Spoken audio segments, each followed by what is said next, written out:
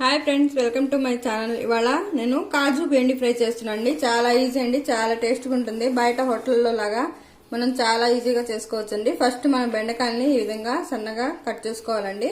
కొంతసేపు గాలికి పెట్టుకోవాలండి.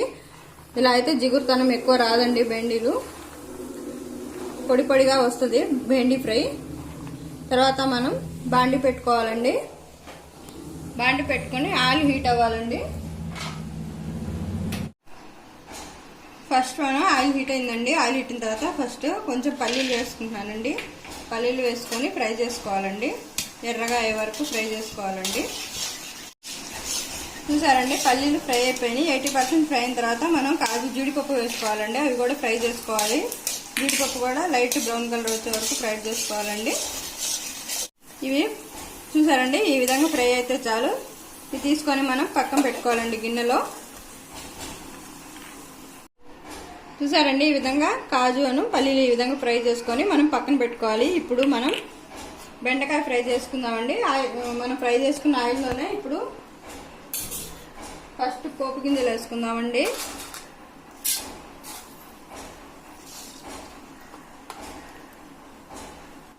పచ్చనిపప్పు రాయ వేసుకున్నానండి నేను. ఇప్పుడు చిన్నుల్లిపాయలండి దంచినవి, ఎండుమిరపకాయలు వేస్తున్నానండి. అవి కొంచెం ఫ్రై అయిన తర్వాత, ఇవన్నీ కొంచెం ఫ్రై అయిన తర్వాత మనం కరివేపాకు వేసుకోవాలండి.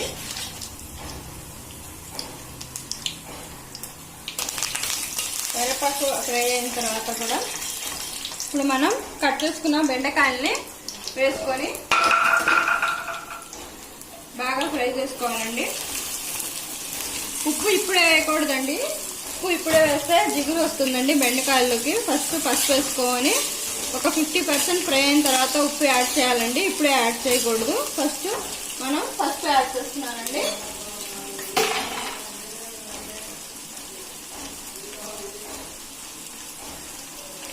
పసుపు యాడ్ చేసి బాగా కలుపుకొని ఒక 10 మినిట్స్ ఫ్రై చేసుకోవాలండి. తర్వాత మనం సాల్ట్ యాడ్ చేద్దాం. ఈ విధంగా చూసారండి, బెండకాయ 50% పైన ఉడికిపోయింది. బాగా అసలు పొడి పొడిగా ఉంది. ఇలా బెండకాయలు పొడి పొడిగా రావాలంటే మనం బెండకాయ ఫ్రై చేసేటప్పుడు మూత పెట్టకూడదండి. ఇలా ఓపెన్గా ఉంచే కడాయిని ఫ్రై చేసుకోవాలండి. అప్పుడు మనకి ఇలా పొడి పొడిలాడుతూ వస్తాయండి బెండకాయలు. ఇప్పుడు మనం ఉప్పు యాడ్ చేసుకోవాలండి. కర్రీకి సరిపోయేంత ఉప్పు యాడ్ చేసుకొని మళ్ళీ ఒక 5 మినిట్స్ ఫ్రై చేసుకోవాలండి. చూసారండి, బెండకాయ బాగా ఫ్రై అయిపోయింది. ఇలాగా పొడి పొడిగా ఎంతో బాగా ఫ్రై అయిపోయింది. ఇప్పుడు మనం కారం యాడ్ చేద్దామండి. మనకి ఎంత కావాలంటే అంత కారం యాడ్ చేసుకోవచ్చండి. మన టేస్ట్ని బట్టి కారం ఎక్కువ తినేవాళ్ళు ఎక్కువ, తక్కువ తినేవాళ్ళు తక్కువ యాడ్ చేసుకోవచ్చండి.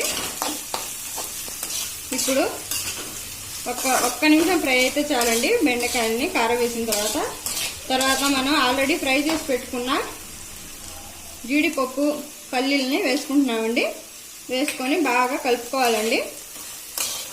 ఎంతో టేస్టీ అయినా కాజు బెండకాయ ఫ్రై రెడీ అయిపోయిందండి. ఇప్పుడు సర్వింగ్ ప్లేట్లో సర్వ్ చేసుకుందాం. చూసారండి, ఎంతో టేస్టీ అయినా కాజు బెండకాయ ఫ్రై అండి. చాలా టేస్టీగా ఉంటుంది. ఒకసారి ట్రై చేయండి. చాలా ఈజీ అండి, చాలా తొందరగా అయిపోతుంది. బెండకాయలు పొడి పొడిగాను చాలా టేస్ట్గా ఉంటుందండి. ఒకసారి ట్రై చేయండి. నా ఛానల్ నచ్చితే లైక్ చేయండి, షేర్ చేయండి, సబ్స్క్రైబ్ చేయండి. Thank you for watching.